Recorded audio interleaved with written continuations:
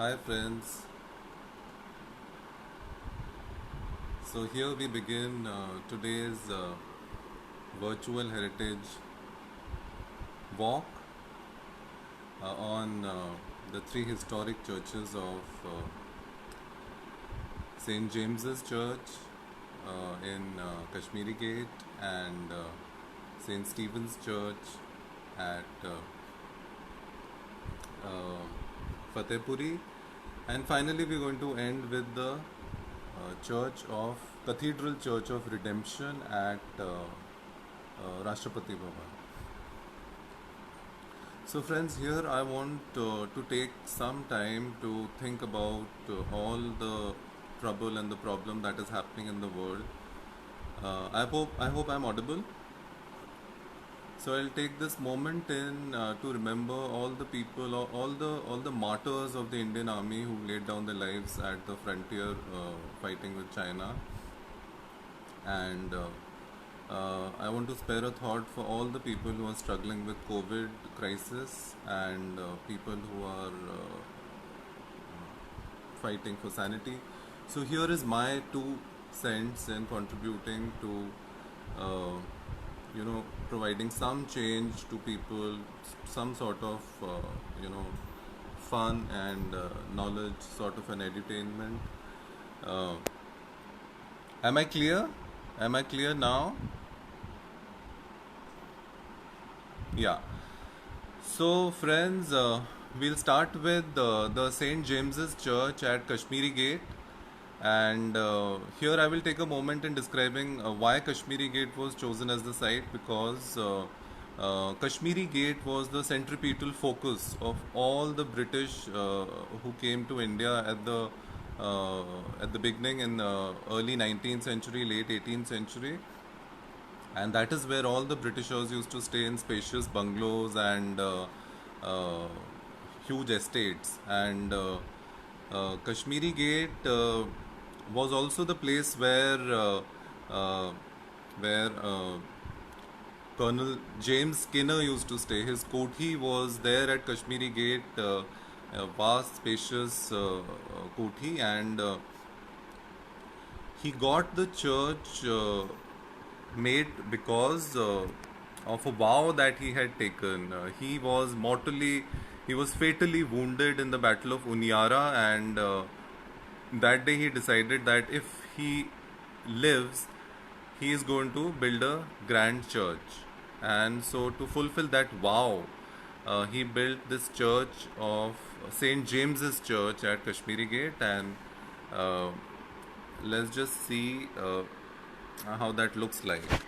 Okay, so this, guys, is the St. James's Church at Kashmiri Gate, as you can see, and uh,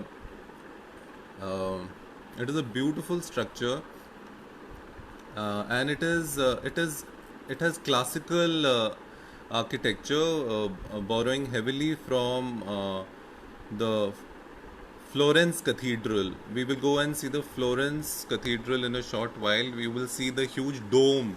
That octagonal dome over there is reminiscent of the Florence Cathedral, and it has got porticos on 3 sides, and it was designed by Robert Smith and Debude, and these were engineers and architects of the British East India Company. This Robert Smith is the same fellow with whose name that uh, cupola, which has been removed now at the Qutub Minar, is associated. He's the same Robert Smith, the Smith's Folly, we all know, and so this, as you can see, there are various elements of Indo-Saracenic style. The the parapet, if you can see, it has these railings. These are Indo-Saracenic Indian style railings, and the porticos with these pillars. These pillars are of the Doric style of classical architecture, and the triangular pediment, as you can see in the facade, that is, the triangular pediment is very classical in nature, and Each portico has got these 8 pillars, and we can see these windows on the drum, on the octagonal drum on which this huge dome is resting. There are windows on each side, and there's this beautiful lantern on top with a huge copper and brass ball and the church. These were all damaged during the revolt, and later on they were restored. And we will see later on in this presentation, in this talk, how Intac has done fantastic work in restoring this church. Let's proceed to the gentleman who built this church, Colonel James Skinner. So this is Colonel James Skinner, and he.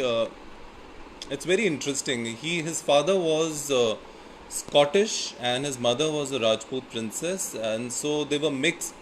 So he was a child of mixed parentage, and at that time, children of mixed parentage, the Anglo Indians were discriminated against. They were discriminated against by the British East India Company. So, when he grew up, he could not get direct employment with them, and as a result of which, he went and joined the Maharaja of he went and joined the Maharaja Sindhya, the Maratha head at Gwalior, and that's where he was for 8 years in the Maratha, with the Maratha army, and it is very interesting that in 1803, when Marathas went to war, the second Anglo-Maratha war, when it happened in 1803, the Sindhya, the Maratha head of the state, he sacked all the Anglo Indians because he did not at all trust these people with the affairs of the army, and he sacked all of them. That is when he crossed sides and he joined commander in chief Gerard Lake, the English commander in chief who fought the Battle of Patparganj and defeated the Marathas in Delhi and took control over Delhi in 1803. So British control over Delhi started in 1803 after the Battle of Patparganj, and in that battle, Colonel James Skinner played a very vital role, alongside, of course, Commander in Chief Gerard Lake, and uh, so he was a very well read person. He was fluent in Persian. He wrote at least 2 books, one on the nobility of Rajputs and Sikhs in North India, describing their lineage and everything. The other book he wrote about was about various castes and the distinguishing features. And he wrote in Persian. He was fluent in Persian, extremely well read, and much loved by his men. So he was a mercenary, and he was not a regular army man. He was an irregular mercenary, and in 1803 he raised India's first, you know, cavalry, horse-mounted cavalry, and this was called the Skinner's horse. And he always felt sort of discriminated against by the British. Although his father was Scottish, he was half English, but they did not consider him as their own, and uh, and he was obviously sacked by the Sindhya, the Maratha ruler of Gwalior, and so he felt rejected by both the Indians as well as the Englishmen. And it took a long time for him, almost 25 years after the Battle of Patparganj, where he fought alongside Gerard Lake, the commander in chief. It took him 25 years to earn the title of lieutenant colonel, uh, and thereafter he was also given the companion, the the thing which is called the companion of the Order of Bath, and that respect and that title stuck with him ever since. And So here we move again, we move further, and okay, so this is the original inspiration for the St. James's Church. This is the famous Duomo Cathedral of Firenze or Florence as we call it. And as you can see, it is just the cathedral, the design has been copied by Robert Smith and Debude, and it has that same ribbed dome. It is sort of a pointed dome, octagonal at the base, and having that lantern and the big ball and cross at the top. So this was the original design from which inspiration was sought, and so I thought that let me put it in context. Uh, so this is our St. James's Church, and this picture has been taken of the main entrance, the western portico. This is the main portico from which you enter the St. James's Church, and I have taken it from William Fraser's tomb, where he's. So this brown object that you see, this is the other end, the back side of the William Fraser tomb. We'll see it later on, and. So I just wanted you to have a look how it looks like from the front, and the gorgeous dome, which is a copy of the Duomo Cathedral in Florence with the lantern and the orb and the cross at the top. Yeah. This is from the northern side. This is the northern portico, and a little plot that you see with these graves and the gravestones. This plot belongs to the Skinner family. So Skinner family and the descendants are buried over here.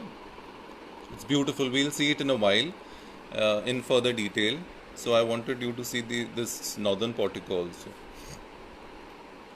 Here we will have a closer look at the architectural details.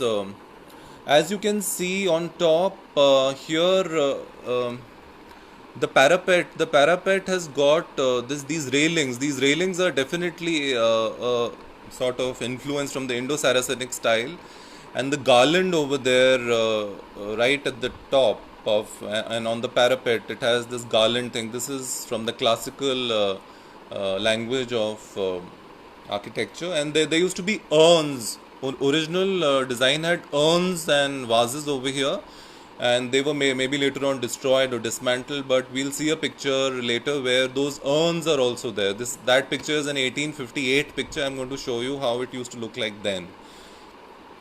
And as you can see, we have these door, and on the either side of the door we have these niches. On top we have these elliptical niches set inside rectangular niches, and this door is semicircular. At the top it's a semicircular arch. They all borrowed heavily from the classical lines of the Romans and the Greeks. And over here we can also see the beautiful lantern, and the lantern is held together by almost, it looks like as if these are unopened, buds or flower buds, which are holding this entire structure. It looks small, but it is 3 meters tall, by the way. So this lantern is rather big, and okay. So this is how. This is the entrance. This is the entrance of the. This is how it looks like when you enter from the main western portico. This is the church entrance from the western portico, and you can see the flags of the Skinner's horse on either side of the entrance on the pillars. The distinct canary yellow hued flags, canary yellow and blue. And in the far end we can see the altar, the at least the wooden part of the altar we can see, and we can see the pews, all the benches. There's this baptism font at the beginning, and on the left hand side we can see the pipe organ. It was gifted to the church in 1899. We'll have a closer look at it later on. On the right hand side in the arch we see a famous painting of the prodigal son by famous Italian artist Pompeo Battoni. We'll have a closer look at that as well. So, and that, my friends, is the blue dome. The bluish color of the dome. The inner dome is visible also. Yeah. So this picture I took while standing under that hexagonal dome, and uh, this is the inner dome, which is so. This church has two domes actually.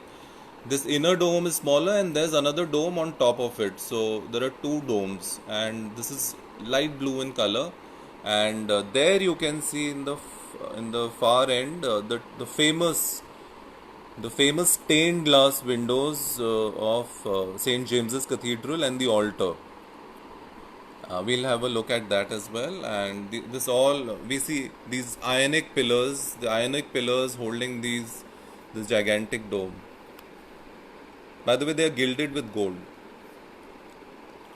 Okay, so I wanted you to have a closer look at this beautiful baptism font. It's a font. It's called the font, and it is used for baptism as it contains the holy water, which is used to sprinkle upon the person who is to be initiated into Christianity, or if a child is there, for the naming of the child.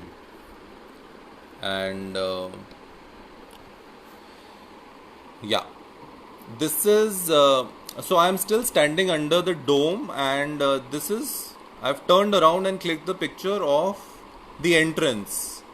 And that is how the entrance looks like from here. And these pews and the benches, they are centuries old. It's a beautiful sight. Okay, so this is the view from the western portico, and looking into yeah. So no, this is the view from the southern portico, looking at the northern side, and you can see these age-old benches and the markings and Bibles resting in a row, and the entire dome resting on these ionic pillars, and a soft powder blue color of this inner dome. Okay, so here I'm getting closer. I'm getting closer to the altar. The altar, it's on the east side, the east wall of the Saint James's Church as the altar, and I'm walking towards it. So this is how it looks like from here, and we see the elements, lovely flower-shaped niches on either side of, and these ionic pillars. Ionic pillars are basically having these capitals which are folded into sort of spiral fronds or something like that. Okay, so here is a beautiful marble artwork, uh, which is where Colonel James Skinner was buried. Colonel James Skinner was originally buried when he died in 1841 at his estate in Hasi. Hasi is in nearby Haryana, and his base was at Hasi. All the time he was, uh, you know, uh, a mercenary soldier. He had a big estate over there, and he was originally buried there. But later on, after a month or two, he was disinterred, and then he was buried here, right here in St. James's Church. And this beautiful tree, it's a beautiful artwork of a tree signifying the place where he was buried. So Colonel James Skinner is buried underneath this place, and it is like it's like almost like a tree which is like a Skinner's tree, and he's like the root of it, and that's where it started from. Maybe it's a symbology over there. And as my friends, as you can see over here, it's also written that he departed at Hasi in 1841, and then he was disinterred and again buried here in 1942. So this is just where the communion table of the St. James's Church is. Just before that, this is the place where Colonel James Skinner was buried. And here I want to tell you one very interesting story regarding. So the thing is that he was fighting.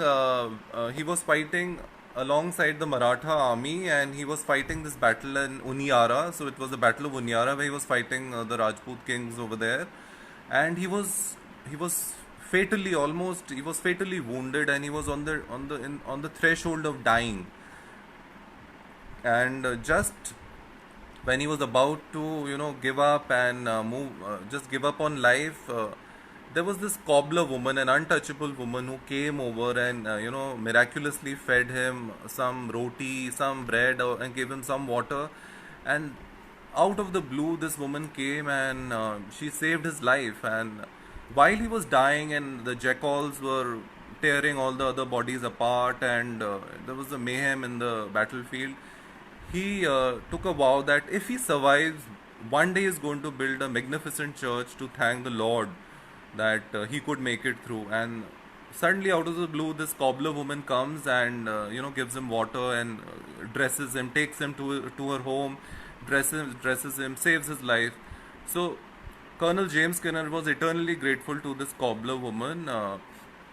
In fact, he also said that from that day he considered her, his own mother almost, and later on gave her a lot of money also as a token of respect and appreciation. And so to fulfill that vow, he built St. James's Church. Okay.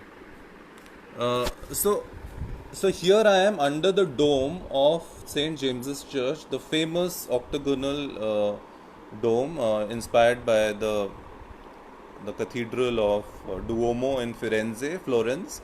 And this is the inner dome, the lower dome, and this shows a beautiful, you know, petal-like, almost flower-like artwork over here, and it is reminiscent of the late Mughal style. So this is a very good example of how the classical lines and the European architectures blended beautifully with the Indian sensibilities. So this beautiful the fronds of the flowers are clearly visible, and this is how the decoration is done on the inner dome. And now let's proceed. I'm getting closer and closer to the altar, and as you can see, uh, this is the famous stained glass. These are the famous stained glass windows of the church, and just before that, we can see the grave, the place where he was actually buried. That artwork of the tree and the original resting place of Colonel James Skinner. So it is very interesting that these windows are actually different panels which have been imported from London. So they came from London and they were all assembled and put together over here. And Intac has done commendable work in the restoration of this church, and also in the restoration of these stained glass windows. And they are quite beautiful. We'll have a closer look at them uh, in a bit. Yeah. So this is that lovely Greek inspired classical altar. And as you can see on either sides, there are these fluted pilasters with uh, this and the Greek pediment, the triangular Greek pediment at top, and these pilasters are holding this beautiful thing. And uh, the windows are on the either side. We're going to have a closer look at the windows yeah. So this is the famous crucifixion scene of Jesus Christ, and this has been painfully restored by Intac when the church authorities reached out to them, and they've done a fantastic work in restoring not only the broken pieces but also clearing the debris which had attached themselves behind this famous, you know, uh, glass work. And this is the ascension scene on the other side of the altar, where Jesus Christ is seen ascending to the heavens, and all the people are looking at him, and the apostles are and looking at him, and the fairies and other are dancing, flying next to him. It's a lovely, gorgeous imagery. Yeah. This, my friend, is the third window, and the third window actually. Let me explain. The two stained glass windows are on either side of the altar. The one which is crucifixion, and the second one is ascension. The third window is hidden from the public eye because it's part of the vestry. And since I could not get into the vestry, so I've taken this image from the internet, and I'm going to show you that particular scene is the resurrection scene of Jesus Christ, and he's rising from the dead, and all the soldiers are looking at this sight, absolutely gobsmacked. So let's just have a look. So this is not in the public view because it's now part of the vestry and the office of the church. And look at how these uh, guards are looking with fright at this rising Jesus. He's resurrecting. Okay, here, my friends, I want to show you the cross section of the church and the dome, especially. So, down below, you see the internal dome, which we saw earlier, which is that powdered blue with the flower on top. And there's this other exterior pointed dome, which looks huge and gigantic from the outside. So, that's how these two domes look like, and on top is the lantern with that famous cross and the ball. And this is the cross section of the dome. In fact, this picture I've taken from the Intact's.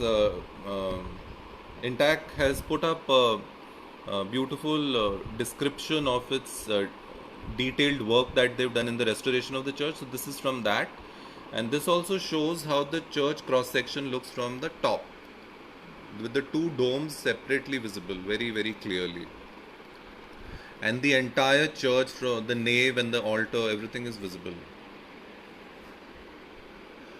This, my friends, is the ladies' chapel. So this chapel is on the left-hand side of the altar, and it was consecrated in 1938, and it does not have a stained glass window. There are only three stained glass windows, which we've already seen. This is called the ladies' chapel.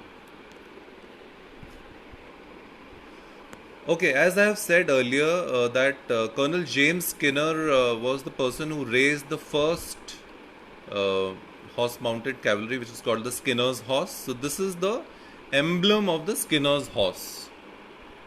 The first Skinner's horse. In fact, the number one is also written. The first Skinner's horse, and that's the motto, and that's what it says: the help of God and the bravery of men. That's their war cry, and we'll see in Hindi it's called Himmate Marda Madade Khuda. And so, yeah. So, this is the current emblem or the coat of arms of the Skinner's horse. It's written Himmate Marda Madade Khuda with the prancing horse over there, which is symbolic of Colonel James Skinner when he raised that first cavalry unit in India. By the way, Skinner's horse still exists in mechanized form, part of the armored brigade of the Indian Army.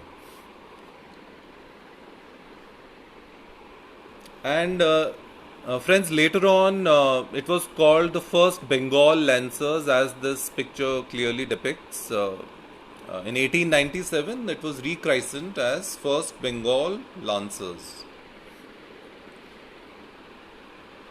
Uh, yeah, I wanted all of you to see how this octagonal central dome also is surrounded by this octagonal outer boundary, and the gap in between is filled up by these pews and various wooden places to sit. The rows of benches are there, and so this two octagonal structures, one beyond the other. Okay, this is a very fascinating piece of art. It's a famous relic.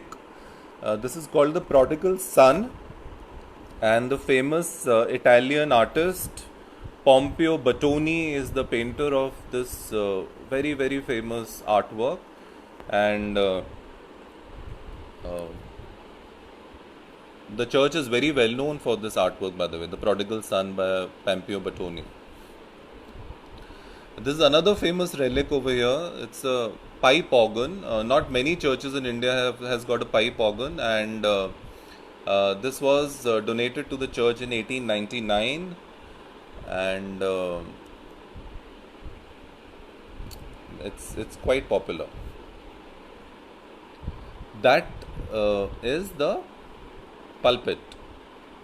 So the pulpit where the priest stands and delivers the sermons. And as you can see, it is richly decorated. It's made of Burma teak, and it is inlaid with this beautiful white marble work. And there's the insignia of Skinner's horse on the pulpit as well, and the Prodigal Son, that famous painting in the background.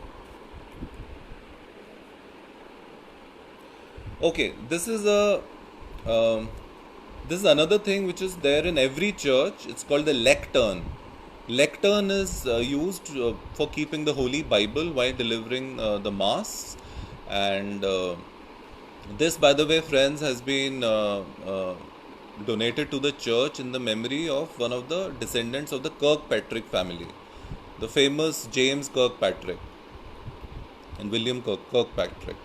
Uh, yeah, and the organ, the pipe organ in the background is clearly visible. Yeah, so I wanted to tell over here is this, that many people have been memorialized by putting their plaques and memorial tablets on the walls of the church. And many people, many Englishmen and Christians who lost their life during the 1857 revolt. Some say it's the War of Independence. So those memorial tablets are there on the wall, and we're going to see them, some of them at least. This is the memorial tablet of the Magistrate of Delhi, John Hutchinson. And as you can see, it is clearly mentioned that he was murdered in the 1857 revolt, and this is his memorial tablet. This is the memorial tablet of Dr. Chiman Lal. As you would all know, he was the personal physician of the Mughal emperor, the last Mughal emperor, Bahadur Shah Zafar, and he converted to Christianity, and that incensed the localites, the natives, and he was then seen as the symbol of somebody who sided with the British, and then he was killed by the Balwai, or the revolting masses. Okay, so this is the memorial plaque of Mr. Jennings. Mr. Jennings was the chaplain of this church. I think the first chaplain and his daughter, they were murdered in cold blood by the revolting hordes, and this commemorates their departed soul. Okay, friends, this is how the church looked like in 1858, and it was badly ransacked and pillaged, as you can see. It is pockmarked all over, and it's famous. Uh, the portico and the railings and everything is badly damaged. In fact, the lantern and the upper sections was badly destroyed also. So here I was telling you is that here you can see urns also. The structure of urns is also there on the parapet.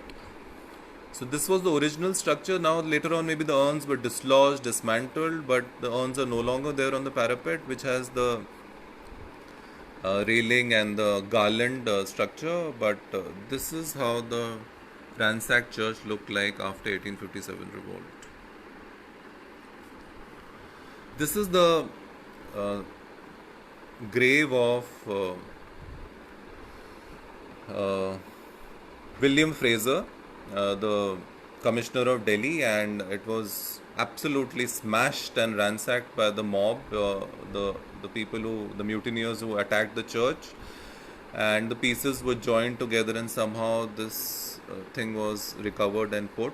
In fact, there was a huge, big canopy, a marble canopy, which was designed and put into this place by Colonel James Skinner, who was a friend of William Fraser. But that beautiful canopy of marble was smashed into pieces and destroyed by the mutineers, and what is left now is this modest looking grave of William Fraser. So basically, William Fraser earned a lot of he earned a lot of wrath of the Indians and the normal public because he was very brutal in his tactics and in exacting the lagan or the taxes, and he was very unpopular. Just the opposite of Sikandar Sahib. Sikandar Sahib was the fond name that the soldiers used to use for Colonel James Skinner, and Sikandar Sahib was very popular. He treated everyone with a lot of respect. He used to ask all these Paltanwalas or the people of his cavalry to come and join him in his grand feasts on his estate. And he was very democratic in his outlook. But the same can't be said of William Fraser, and hence his grave was smashed. Okay, this is the view from the western portico looking at the Fraser's grave right in the front of the church. So this grave is right in the front of the church, and the cross behind it is to commemorate the memory of unknown Christians who died during the 1857 revolt. Uh, on the uh, other side is the plot where the Skinners used to bury their dead, and this is where I wanted you to see this lovely sculpture. It's a tombstone where this winged fairy is taking the soul away, and I think this is the grave of the granddaughter of Colonel James Skinner, Alice Georgina Skinner. Lovely artwork. Okay, so behind this famous St. James's Church are these red brick colored buildings. These are the parish house and other accommodations and places to stay. Now friends, we will get into the second round of this heritage walk or heritage talk, whatever you may call it, and we'll get into the second destination, which is this. So this is Saint Stephen's Church on Fatehpuri Road. It's actually called the Church Mission Road at Fatehpuri. It's near the Fatehpuri Masjid, the famous masjid made in Chandni Chowk. It is right down that road, and this is a lovely red colored. It's actually made of red. It is made of bricks and painted with terracotta paint, so it is red in color. And that unmistakable bell tower adds to the beauty of this church. It's a Protestant church. From the outside, you can see there's this giant stained glass window, which you're going to see in a little while from inside, puncturing the facade. So let's dive into it directly. That is the St. Stephen's Church. Okay, so St. Stephen's Church came into existence in actually it opened for the faithfuls in 1867. Its foundation was laid around 1860-61, and yeah.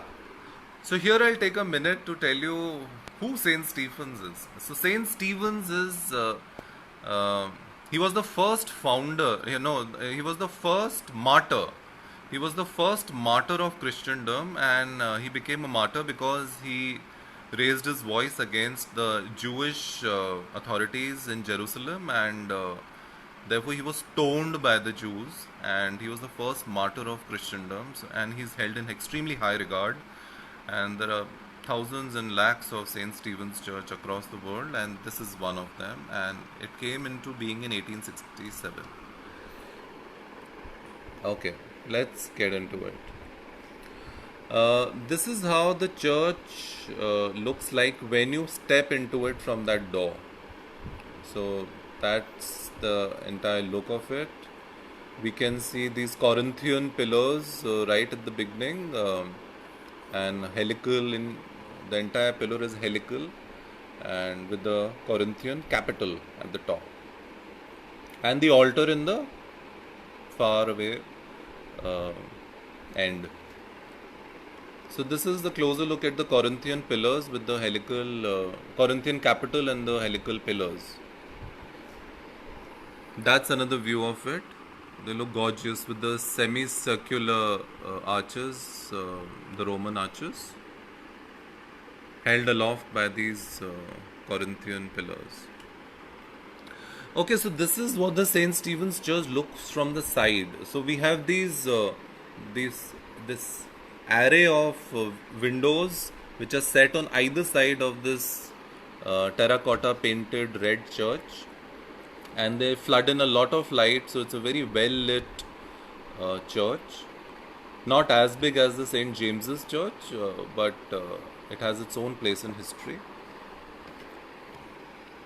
Yeah, look at this beautiful succession of windows, one after the other, and semicircular at the top. Okay, this is half. This is the end of the church. How it looks like from the end. From the so this contains the altar, and it is half octagon actually. It's not a full octagon, half octagon. As you enter, we see this font again, the font used for baptism. Um, it's red, and so this is the view from inside. How that gorgeous looking circular window, the circular stained glass window, looks from inside, and that's and some messages also written in Farsi, Persian, which was the language of those days. This was like 1867 and those times, so Farsi, and lovely pews, and from that place again the other view. So that's the altar with the stained glass windows and the slits at the top to get in more light, and half dome at just on the top of the altar, which is half octagon. We'll have a closer look at that in a while. Yeah, this is the half octagon uh, roof at the top, and this is how the altar looks like. Yeah, that's for the baptism of the grown-ups. Yeah, they take this holy dip. Yeah, so this is a closer view of the lovely artwork, which is quite visible. It's colorful stained glass window of the Saint Stephen's Church. It is reminiscent of the Notre Dame window, the famous window of Notre Dame.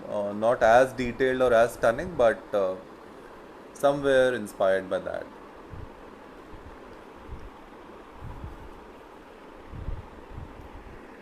Okay, so this is the view of the the four stained glass windows of the Saint Stephen's Church with the altar at the middle. And it's a Protestant church, so you don't see the imagery of the gods over here. Yeah.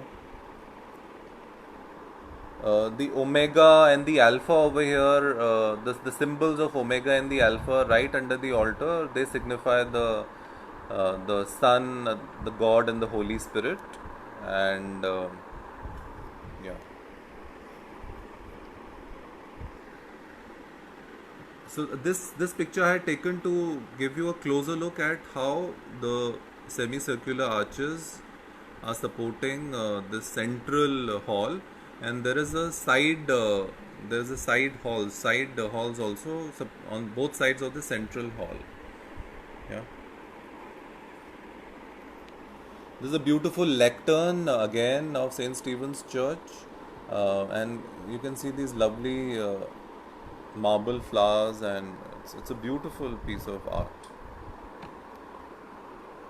So, my friends, lectern, as I was saying, is the place where the priest keeps his Bible while giving while the mass goes on, and the Bible is read out by keeping it on the lectern. So, this is the lectern of the Saint Stephen's Church. Uh, so, as you can see, this is the memorial plaque in Saint Stephen's Church of Master Ramchandra. As you would know, that he was one of the first converts to Christianity, and uh, he was baptized in St. James's Church, but his memorial plaque is here in St. Stephen's Church, and uh, he was the private tutor of. So he was the private tutor of two Maharajas of Patiala, and he was a professor of mathematics at the Delhi College, uh, Professor Ramchandra, and then he got converted to Christianity because he did a analysis of all religions, and he did a rational study, and he came to this conclusion that Christianity is where his future is, and then he converted, and then he got named as Yeshudas Ramachandra after his conversion, and his memorial plaque is here.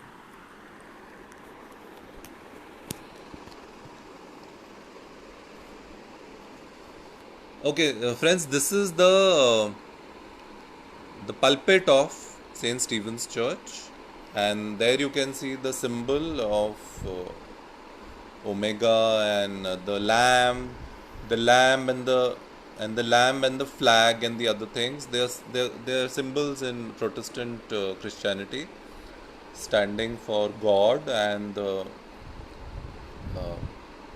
Jesus Christ.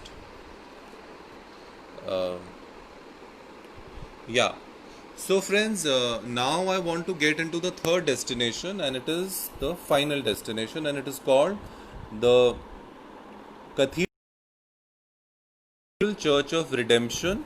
And why is it called cathedral, by the way? Because cathedra in Latin means seat,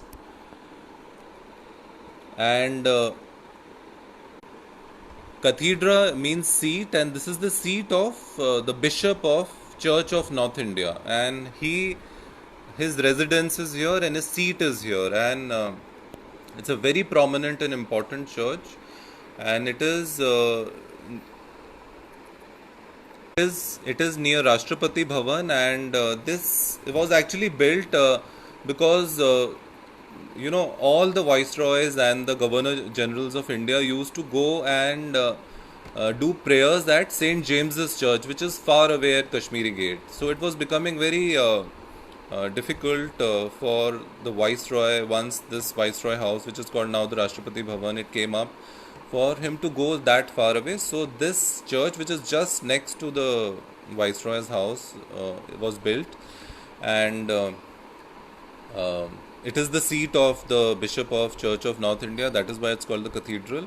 And very interestingly, it was its design, which ultimately was done by Henry Med, and he won a competition. There was actually a competition to decide who is going to be the architect of this particular church, and Henry Med won that competition, and the person who was in charge of judging, the main person was Edward Lutyens. So Lutyens wanted a church which could blend in very easily with the rest of his architectural language, which he had designed the entire city.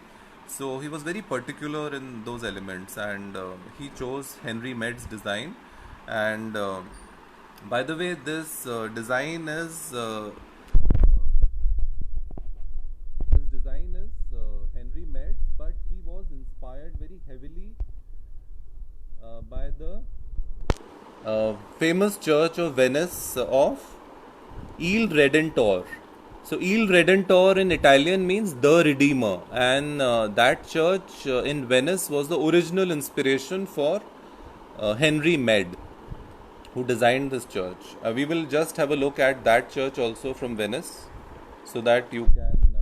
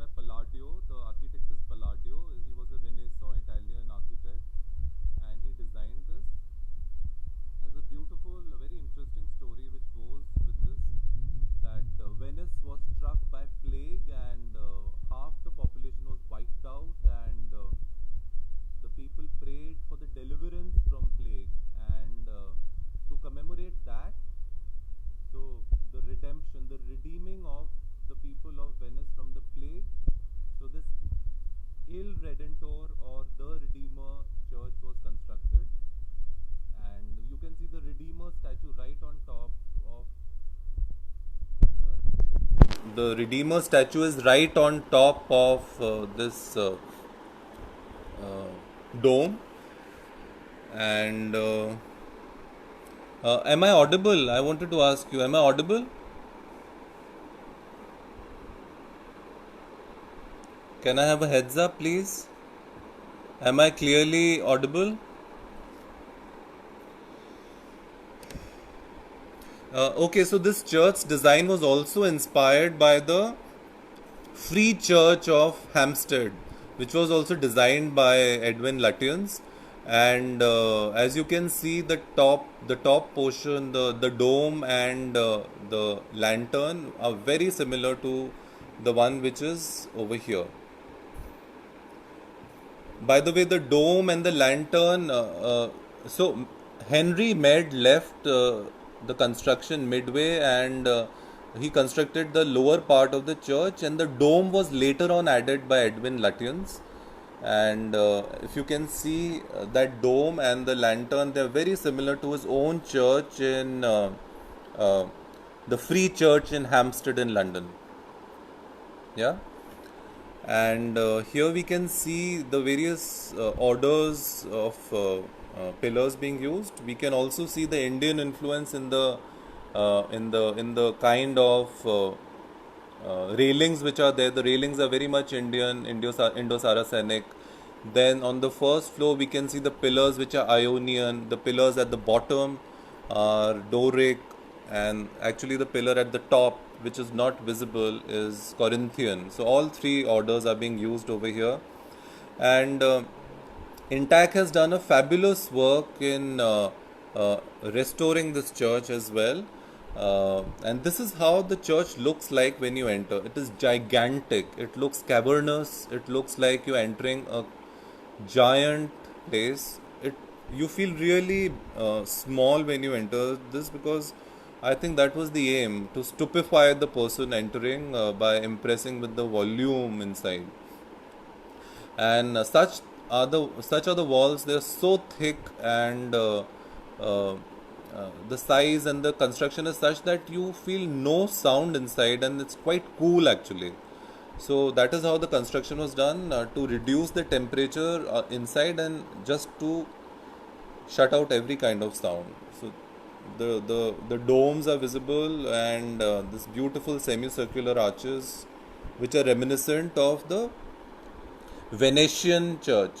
They are very much here, and you can see the altar in the far end.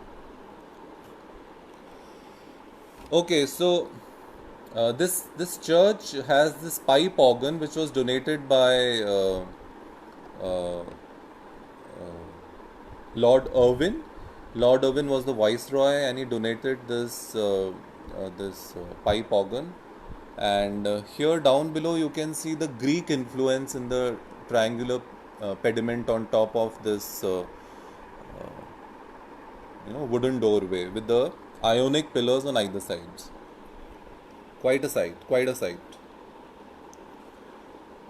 Okay, so this is right in the middle. The foundation stone was laid by Lord Irwin, the then viceroy, and this church was opened to public in 1985, and this foundation stone was laid in 1927. This is right in the middle. So, by the way, friends, this church construction has been done by Dholpur limestone, very famous Dholpur limestone, and this is how the altar looks like. It is stunning altar with the Burma teak used, and if you can see that silver cross right at the center of the altar, it was donated by King George V. And there's this beautiful painting of Mother Mary holding Jesus Christ, baby Christ, and the gorgeous view of the ceiling and the dome is also visible. There's the half dome on top of the altar, and the full dome is next to it. And Yeah, this is another view of the same. And the finishing of the walls, some part of the external walls and also the dome is left in an unfinished, uh, rough state. Just to give you that view, and the rest of it is in Dholpur limestone, and lot of marble is also used. That is the pulpit, beautiful pulpit, and uh, Burma teak, and the pews are also visible, lovely teak wood pews. Yeah. So as you can see, right on top of the pulpit is the Corinthian order pillars, and on the opposite side also there are the Corinthian pillars, uh, and fluted pilasters, and yeah. So yeah. So, friends, that is where I think we will close it for today. And thank you so much. I hope you liked it. And this was my way of spreading a little joy and cheer in this tough time. And I hope everyone stays courageous and strong. And this too shall pass. Thank you very much.